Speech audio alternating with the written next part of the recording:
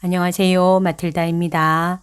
오늘도 이어서 뒷담화만 하지 않아도 성인이 됩니다. 읽어드리겠습니다.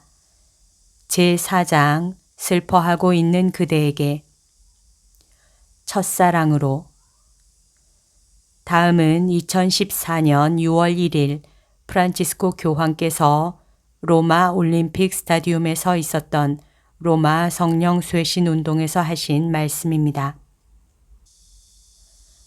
사랑하는 형제 자매 여러분, 여러분의 환영에 대해 진심으로 감사드립니다. 그런데 제가 보기에 확실히 누군가가 이번 행사의 기획자들에게 알려준 것 같네요.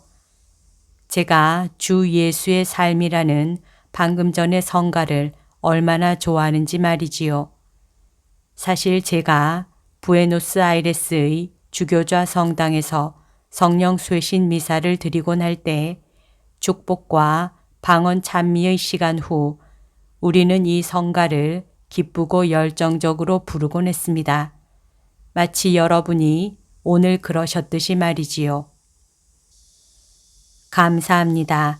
그러고 보니 꼭 집에 온 듯 하네요. 자, 그런데 성령의 첫 번째 선물은 뭘까요? 네, 성령 그 자체가 선물이지요.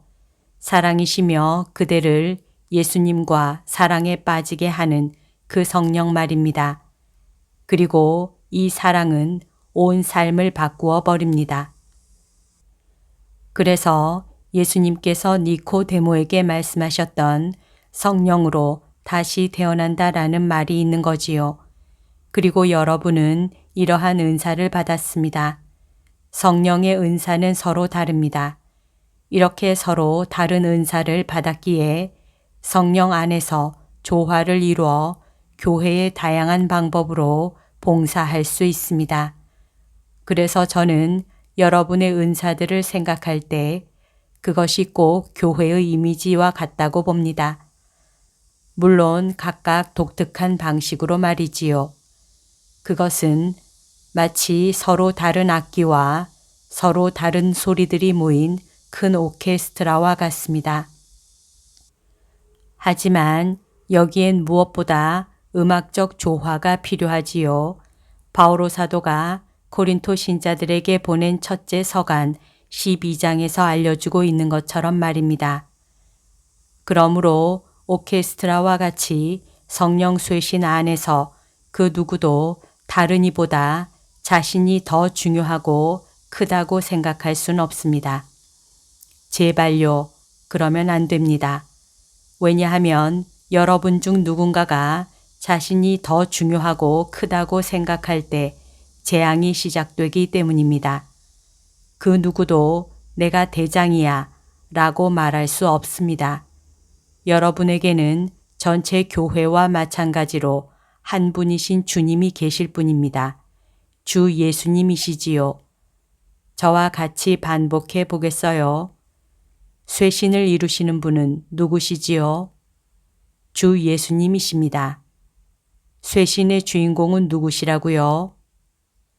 주 예수님이요. 우리는 성령께서 주시는 힘으로 이렇게 말할 수 있습니다. 왜냐하면 성령에 의하지 않고는 그 누구도 예수님은 주님이시다 라고 말할 수 없으니까요. 그런데 뉴스를 통해 이미 여러분이 알고 있듯이 사실 저는 부에노스아이레스에서 성령 쇄신 운동을 처음 보았을 때 이러한 은사들을 그렇게 좋아하지는 않았습니다. 그래서 그들에게 이렇게 말했지요. 제가 보기에 성령 쇄신 운동은 삼바 학교 같은데요 라고요. 저는 그들의 기도 방식과 교회 안에서 일어나는 새로운 사태들을 공유하지 않았던 거지요. 하지만 그 후 저는 이것에 대해 알기 시작했고 마침내 교회 안에서 성령 쇄신 운동이 무엇을 하는지 잘 이해하게 되었습니다. 그래서 앞에서의 삼바 학교로 시작한 이 이야기는 아주 특별하게 마무리되지요. 곧 콘클라베에 참여하기 불과 몇 달 전에 저는 주교회의로부터 아르헨티나의 성령 쇄신 운동의 영적 지도자로 임명받은 것입니다. 성령 쇄신 운동은 성령의 기쁨으로 복음을 선포하는 데 큰 도움이 됩니다. 사실 여러분은 성령을 받았습니다.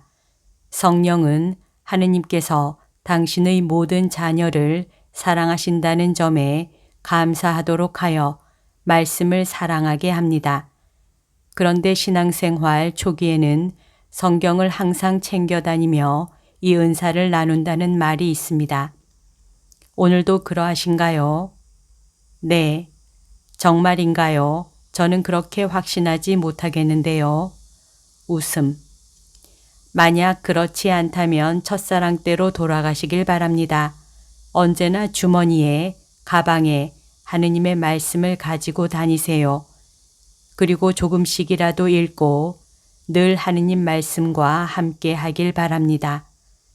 하느님 백성이자 성령 쇄신의 백성인 여러분은 성령께서 우리에게 주신 자유를 잃지 않도록 조심하시기 바랍니다. 사실 쇄신을 하면서 발생할 수 있는 위험은 우리들의 친애하는 라니에로 간타라메사 신부님이 자주 말씀하셨던 바와 같이 너무 조직화되는 것입니다. 물론 조직이 필요하기는 하지요. 그러나 하느님의 존재를 받아들이는 은총을 잃지는 마십시오. 성령께서 이끄시게 하는 것보다 더 큰 자유는 없습니다. 무엇이든 내 주도로 하고 계산하려는 것을 멈추고 그분이 우리를 비추고 이끄시고 안내하며 그분이 원하는 곳으로 우리를 인도하시도록 맡겨야 합니다. 그분은 모든 때와 각 순간에 필요한 것을 잘 알고 계시니까요. 이것을 일컬어 신비롭게 결실을 맺는다라고 말합니다. 이 밖에 또 다른 위험은 하느님 은총의 감독자가 되려는 것입니다.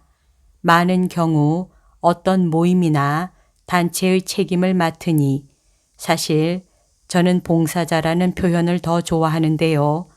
아무튼 이들은 무의식적으로 은총의 감독자가 되곤 합니다. 기도의 응답을 받을 수 있는 사람이 누구인지 결정하고 성령 안에서의 세례를 누가 받을 수 있다 없다를 결정하면서 말이지요. 만약 누군가 그렇게 한다면 여러분에게 부탁합니다. 더 이상 그러면 안 됩니다. 그러면 안 되지요. 여러분은 하느님 은총의 청지기이지 감독관이 아닙니다. 성령의 세금을 매기지 마십시오. 여기까지가 오늘 들려드릴 내용입니다. 오늘도 하느님의 뜻 안에서 서로 사랑하는 하루 보냅시다. 사랑합니다. 축복합니다.